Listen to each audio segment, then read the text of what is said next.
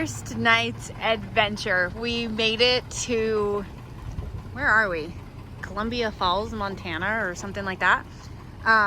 Because we got into our journey pretty late, we decided that we were just going to stay one night somewhere, and then we were going to go into the park tomorrow and actually have a set place to stay. So we're pulling up the momentum right now, but you'll never guess where we are. Oh, there's no sign. Super One Foods.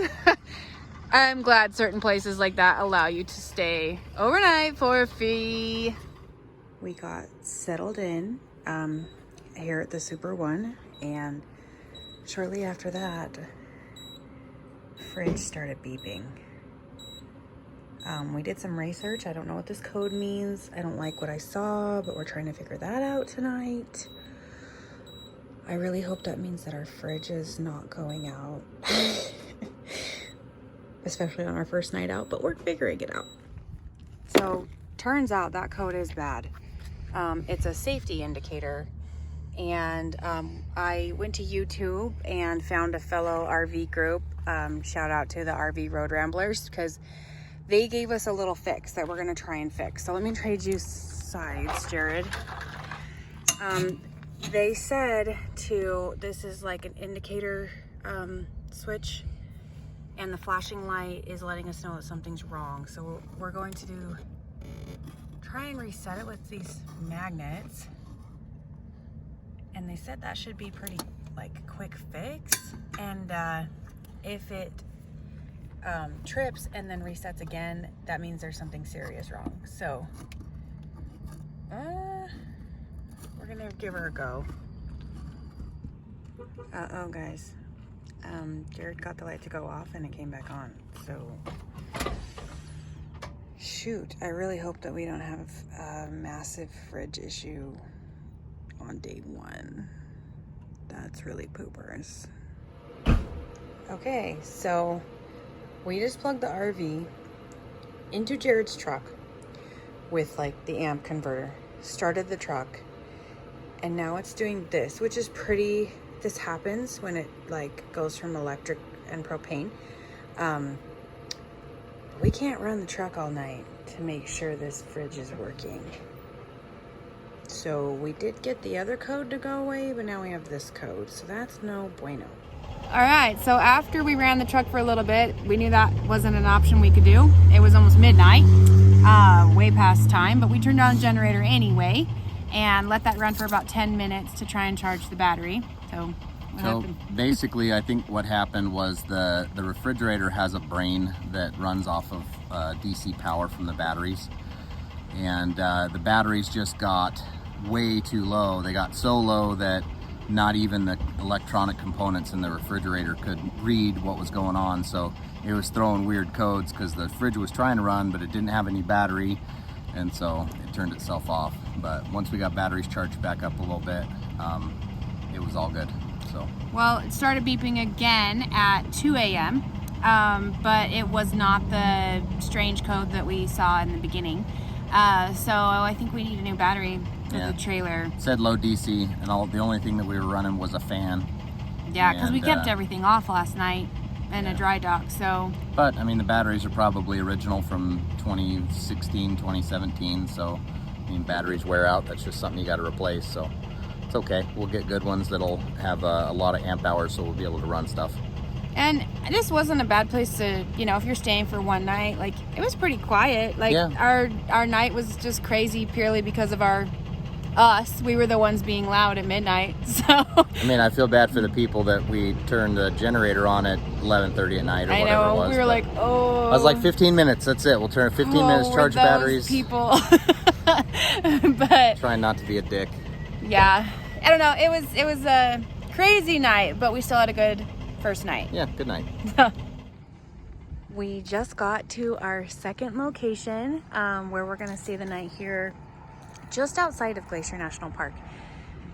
I'm pretty happy with the location. I found it on the Compendium app, and it's kind of just like a big open field that they allow everybody come and stay at. So There isn't a ton of people here right now, which I thought was awesome. So we're just getting set up. We've got our little helper. He loves setting the Anderson blocks before we put the jacks down. So yeah, I'm excited. Go, Ollie, go!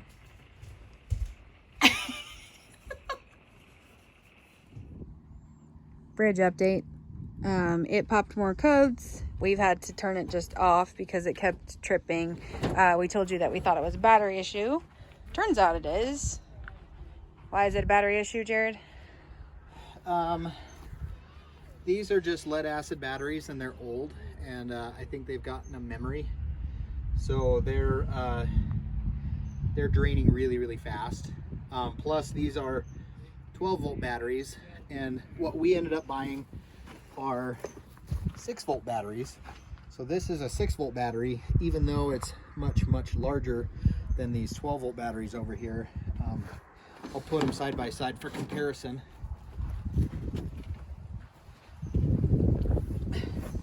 Oh, yeah. So that's a 12-volt, that's a 6-volt. So what we're gonna do, this is positive, negative, negative, negative. So the way they had this run, it was in parallel. So they had two 12-volt batteries to double the size. What I'm doing is I have two gigantic 6-volt batteries. I'm going to wire them in series. So positive to the trailer, negative to positive on the battery, and then negative to the trailer. That makes two 6-volt batteries into one 12-volt battery. But these are 220 amp hour batteries. So they're big batteries. They're supposed to last for 3 or 4 days, I think, something like that, once they're fully charged. So these 6-volt batteries are made with a lot bigger plates, so they take the charge and wear a lot better than the smaller 12-volt batteries. So we'll see if that fixes the problem, but the low voltage that's been going on with the fridge has been caused by these batteries being so far drained that they can't even run they can't even run the brain on the gas appliances. So we're gonna fix that. So we're switching that out today, and eventually we would love to get some solar panel, but that's another day situation. But we might have to replace everything in our fridge. I think we may have lost it all.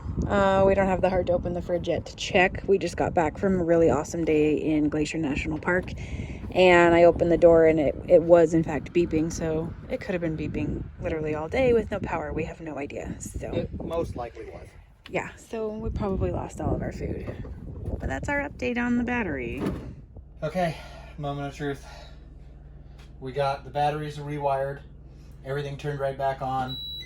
I just started up the generator so that I can charge the new batteries, because it'll just basically be on trickle charge for a while. But when I hooked it up, it said 2/3 full for the charge, which they're brand new batteries. They do need a little bit of a charge, but they told us at the part shop that a full set charge brand new battery should last us on minimal usage like 4 or 5 days. So even with a partially charged battery, that should get us through at least one night. Because it would be so nice to not have to wake up in the middle of the night because of a beeping fridge. We haven't opened the fridge yet. So okay. Here goes nothing. Oh, thank God. Okay. Awesome. It's still frozen. Wow, we even still have ice. So that must have stayed very cold. But now I'm glad the freezer's okay, but the fridge,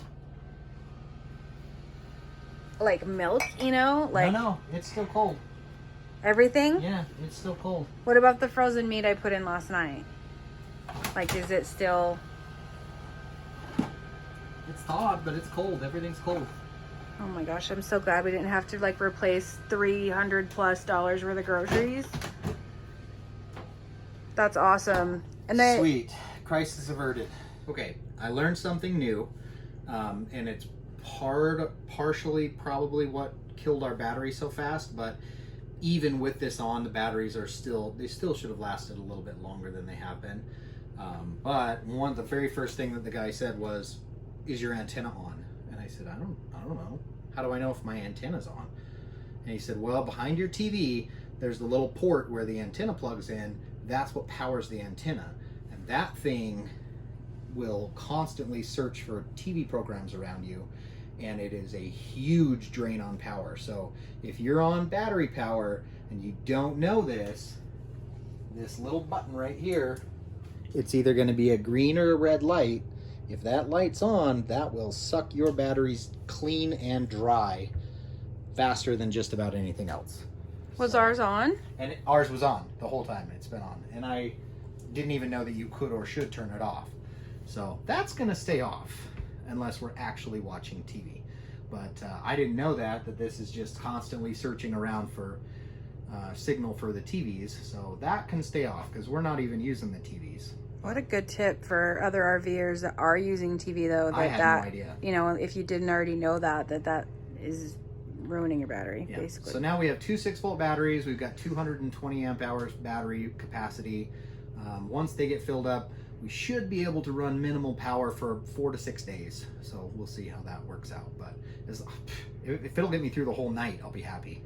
Well, now that we're good to go, like this is our last night up near Glacier, Montana, or Glacier National Park, and then we're heading down to Great Falls, Montana. So we're making our way down the state, and I like doing the dry camping, especially if we can find like free public land, because that's nice. So it's good to know we got battery life. And I'm definitely going to invest in solar panels, 100%, because I need something to charge these batteries other than. All of it is trickle charge, whether I'm on the generator or if I'm plugged into somebody's power on shore power. Or the truck. Or if I'm on the truck. The truck going down the road will charge the batteries on trickle charge as well. But also solar panels. So I don't know if we're going to get a portable one to start and then maybe upgrade to roof panels later, but we'll see how that works.